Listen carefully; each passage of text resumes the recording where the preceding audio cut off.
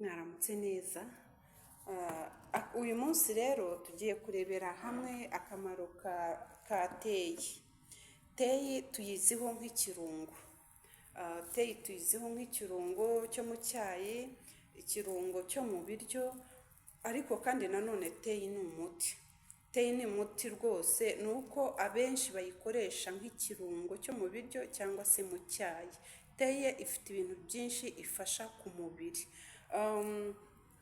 Ni ukuvuga ko teyi ifasha inkorora imeze nabi. Teyi ifasha kutibagirwa, ifasha ubwonko kutibagirwa, cyane cyane ku bageze mu zabukuru. Ituma ubwonko bukomeza kubika ibyo wabonye umunsi ku wundi. Teyi nanone ifasha amaraso gutembera neza, igafasha n'uruhu rwacu kudasaza. Teyi iyo wayikoresheje mu cyayi cyangwa mu biryo, ituma rwose duhora dufite umubiri mwiza, dufite umubiri ufite itoto, uruhu rwacu ntago rusaza. Teyi ni umuti ukomeye cyane. Ariko nanone ku barwaye umuvuduko w'amaraso ntago bemerewe gukoresha teyi. Ku badamu batwite nabo ntago bemerewe gukoresha teyi. Aho ngaho rwose ntago ubyemerewe, aho uba ugomba kugana muganga. Ariko nanone teyi ikoreshwa mu buvuzi bw'abakora massage, za sauna. Mbese urabona cyane cyane muri sauna hari ibintu bakoresha, imyenya, imiravumba, biriya bituma bigira aroma. Buriya na teyi irafasha. Ni ukuri teyi ni ikirungo cyiza cyane, kidufasha mu bintu byose. Hanyuma teyi ifasha imyanda gusohoka, ifasha imyanda isohoka mu nkari n'uburozi bundi bw'imyanda gusohoka mu nkari. Ikura imyanda myinshi mu nkari, igasohoka myinshi nyine mu mubiri, isohokeye mu nkari.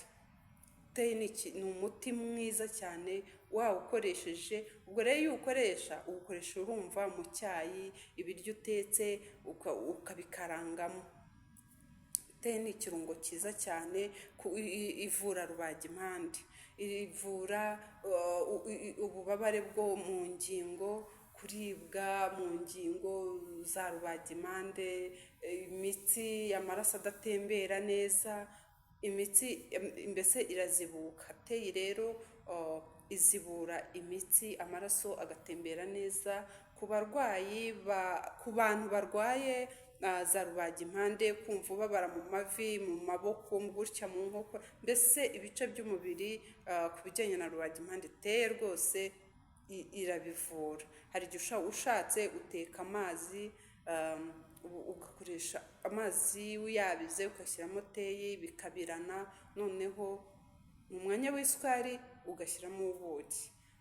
Ariko ukabinywa nyine ari akazuyazi, si ngombwa ngo unywe umuriro. Biriya akazuyazi hari temperatire ugomba kunywa nyine nanone bidatwika mu kanwa, kuko buriya ibintu bitwika mu kanwa nanone nabyo byica mu kanwa. Bitwika mu kanwa, ugasanga ishinya yaratukuye, ugatukura iminwa, ugatukura mu kanwa. Kubera iki? Kubera bwa bushyuhe, umuriro mwinshi. Buriya ibiryo bifite umuriro mwinshi cyangwa se icyunywa gifite umuriro mwinshi, nabyo ntabwo biba ari byiza, bitwika mu kanwa, ugasanga mu kanwa haratukuye, ishinya igatukura. Buriya iba yangiritse.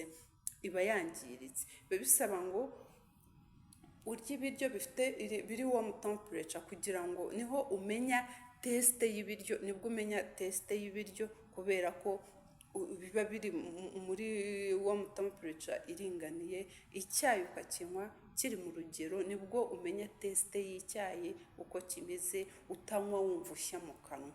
Buriya n'ibintu by'ubushyuhe bwo gushya mu kanwa ntabwo ari byiza.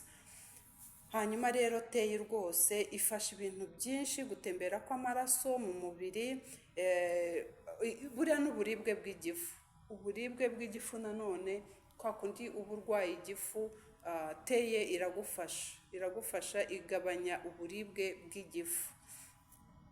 Mbese urumva ivura ibintu bitandukanye rwose. Iki ni ikirungo cyiza kidufasha, mujye mugikoresha mu bintu bitandukanye, uzajya wumva uguwe neza. Hari n'ukuntu ukinywa mu cyayi, wamara kunywa icyo cyayi ukumva rwose mu mutwe uraruhutse, ukumva ya mavunane wari ufite ararangiye.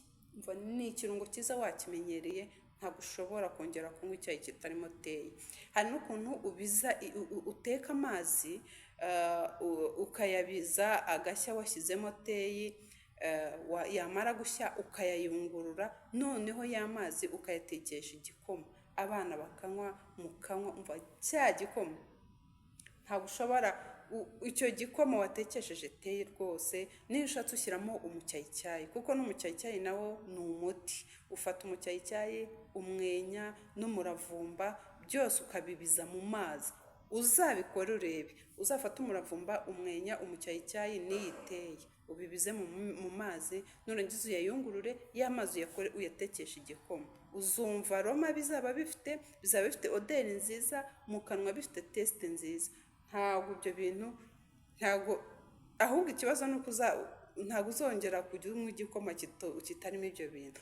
Uzabitesitinge. Njye nicyo nkunda gukoresha, igikoma kirimo ibyo birungo nicyo nkunda gukoresha, kuko n'iyo abana mbibahaye inkorora zirahagarara. N'uwari ufite inkorora rwose ihita ikira, kuko biba bikomatanye kandi bivura indwara zitandukanye. Rero murakoze gukurikira ibijyanye na teye, ibyiza byateye. Tuzagenda tuvuga no ku bindi bitandukanye, tuzakomeza tuyivugeho byinshi, hanyuma nimunayikoresha muzambwira ko rwose uyu muti ni umuti mwiza, ni ikirungo cyiza, ni ikirungo kandi ni n'umuti mwiza. Nimumara kubikoresha muzabimbwira. Uzarebe iyo ufite amavunane, wavuye mu kazi unaniwe, wumva unaniwe cyangwa urwaye umutwe, ugateka amazi ukayiteka mu cyayi ukayinywa, uhita wumva umeze neza cyane. Uzambwira numara kubikoresha. Muri komenti hariya muzandike muri komenti, ni ukuri mujye mwandika muri komenti, mumbwire ko ibi bintu mba nabagejejeho, ni ukuri mujye mubivugaho, mubimbwire pe. Komenti ziba zikenewe. Ndabakunda cyane kandi ndanabashimira bariya bandika muri komenti, muri abana beza, ndabakunda cyane. Mujye mukomeza rwose mwandike muri komenti, mubimbwireho namwe. Murakoze, mugire umunsi mwiza.